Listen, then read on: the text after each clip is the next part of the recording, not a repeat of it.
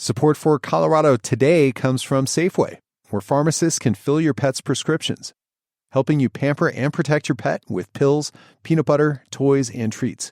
Stop into the store today or visit Safeway.com. Support for Colorado Today comes from Credit Union of Colorado. With access to over 30,000 ATMs and a mobile app, they're dedicated to offering the services of a big bank with a heart. Learn more at honestlygood.org.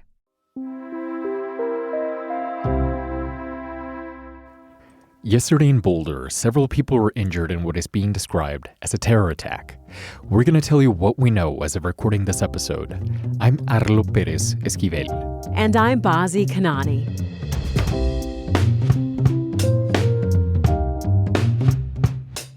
Coming up, new ICE tactics catch families in Colorado by surprise at a courthouse. Immigration courts are really set up to be places where people try to go follow the rules. Plus, officials are perplexed by Trump's new list of sanctuary counties for immigrants in Colorado. And why you might think twice before you swat that Miller moth. They're kind of sweet and of a honey-like flavor. It's Monday, June 2nd. Here's the news in Colorado today. First, to the violence yesterday in Boulder. 6 people got burnt, and some of them were seriously injured when a man attacked them with makeshift incendiary devices. Police arrested the man and have him in custody. The victims are all aged 67 and older. They were participating in a walk to bring attention to Israeli hostages held by Hamas. It's a peaceful walk. And then at the very end of this walk, we end up on at the Pearl Street Mall right in front of the courthouse. And that's where we give the hostages, a message in Hebrew. Boulder Councilwoman Tara Weiner has participated on previous walks with the group called Run for Their Lives. She's friends with several of the people who were hurt on Sunday. Boulder police said it is too soon to know the motive of the attack, but the FBI and Colorado's governor both called it an act of terror. The FBI said it was targeted violence. The suspect is Mohammed Seberi Solomon. He's 45. Here's Boulder Police Chief Stephen Redfern late yesterday. A lot of people are upset and questioning how this happened and why. All I know is Boulder has recovered before from acts of violence, and we will again recover. I urge the community in this time to come together. Now is not the time to be divisive. Our hearts go out to everyone affected today. Here and in Colorado, we understand that this has a ripple effect in many communities. Now, this is an ongoing story. For the very latest on the investigation, head over to cpr.org. You can also click the link in our show notes. A family that's been living in Colorado went to an immigration court appointment last week and ended up in custody. It appears to be part of a shift in federal strategy, which is now played out with several more families. CPR's Allison Sherry is reporting on this.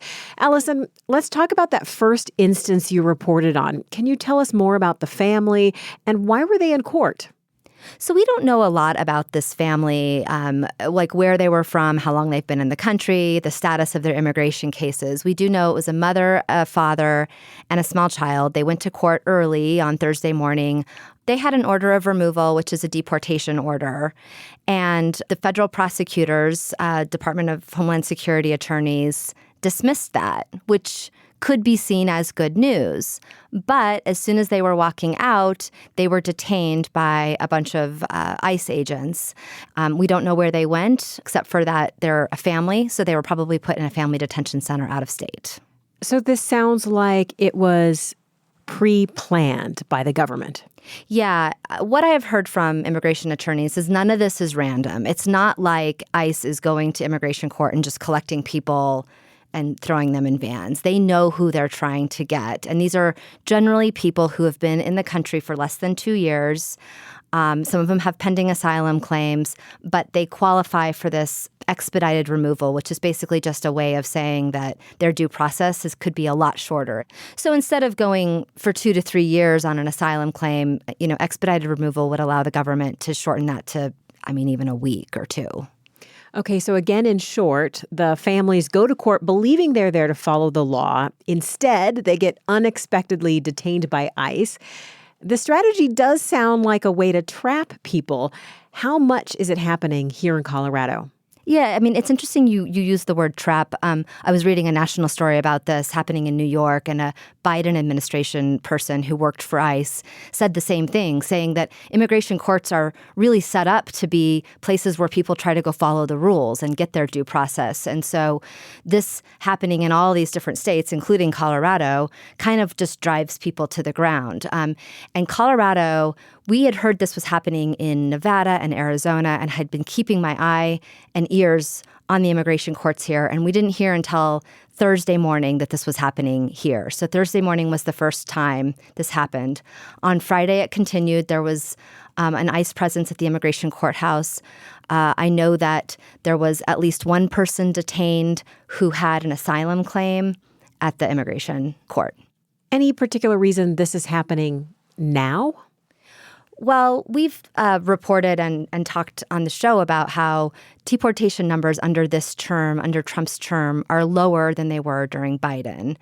The biggest reason for that is that there aren't as many border crossings as there were. I mean, border crossings are down to almost zero. I think the only reason why it's happening now is because ICE is trying to get those numbers up, those removal numbers up.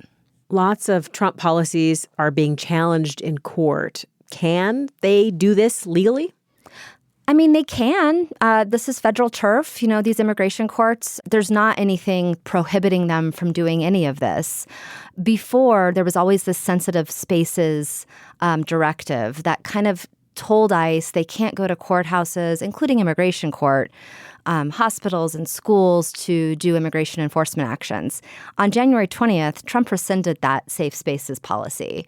So now it's all a little fair game. Now, in Colorado, there is a state law banning them from state courthouses, like where criminal cases are happening. But there's nothing prohibiting them from being in federal court. Thanks, Allison. You're welcome. In other immigration news, the Trump administration put several Colorado cities and most of its counties on a new list, calling them sanctuary areas for immigrants. It's left local governments scrambling to figure out why they're on the list or not, and for many to try to get themselves removed. They worry being on the list will mean they'll lose out on federal funding or face other consequences. When it came out late last week, it included many Eastern Plains counties, Baca, Cheyenne, Yuma. Kiowa County Commissioner Butch Robertson says they don't see themselves as sanctuaries at all. I think that's all wrong because I think every county you just named off is just like us. They made a resolution and saying that we were not a sanctuary county. Notably conservative places like Weld and El Paso counties successfully got themselves taken off the list on Friday. Commissioner Ty Harmon in Prowers County said he was also surprised to see they're on it. We're working to find resolutions or meeting minutes where we explain that we are not a sanctuary county. A Republican congressional aide tells CPR that the Trump administration could have confused Second Amendment sanctuary areas with immigrant sanctuary ones. About half of Colorado counties call themselves Second Amendment sanctuaries and say they won't spend money to enforce state gun laws. As for the immigration list, it's expected that even blue counties from Colorado and around the country will challenge their inclusion in court.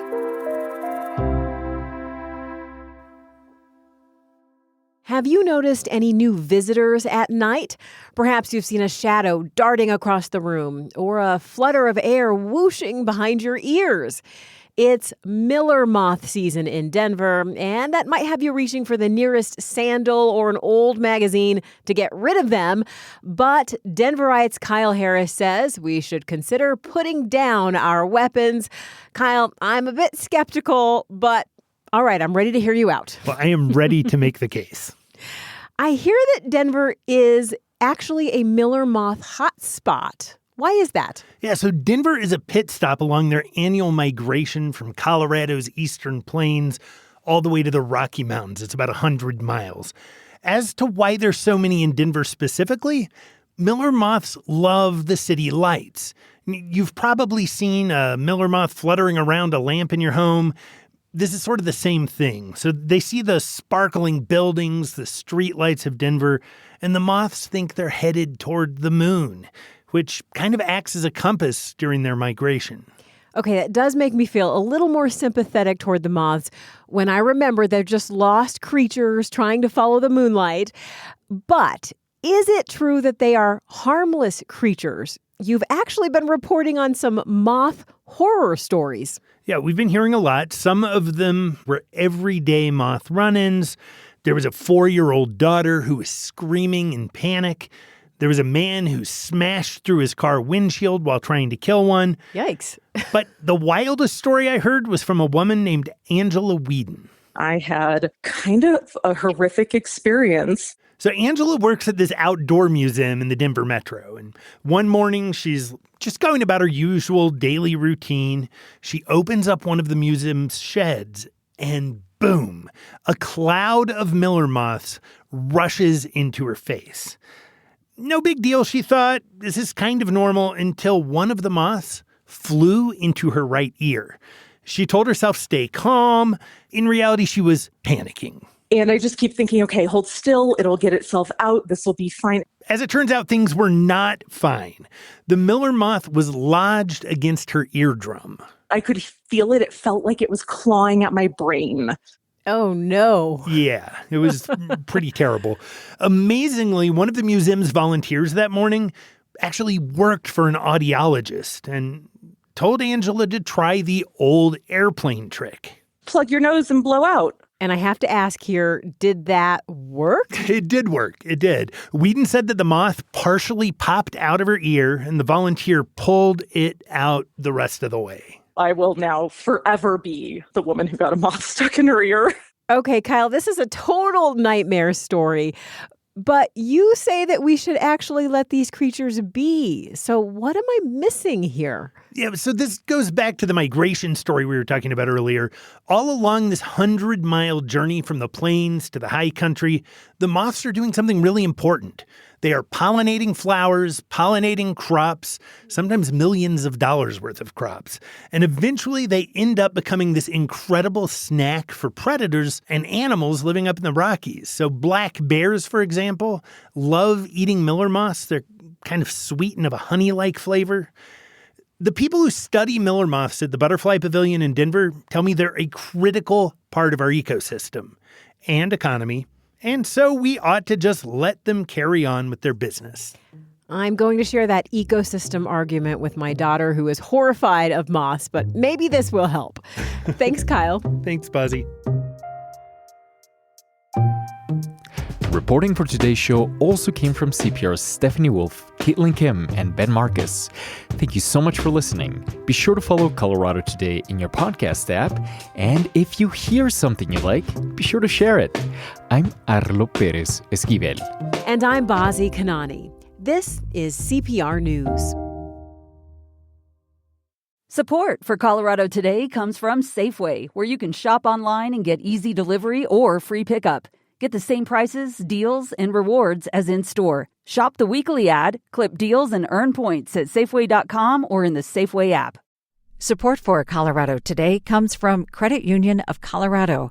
With access to over 30,000 ATMs and a mobile app, they're dedicated to offering the services of a big bank with a heart. Learn more at honestlygood.org.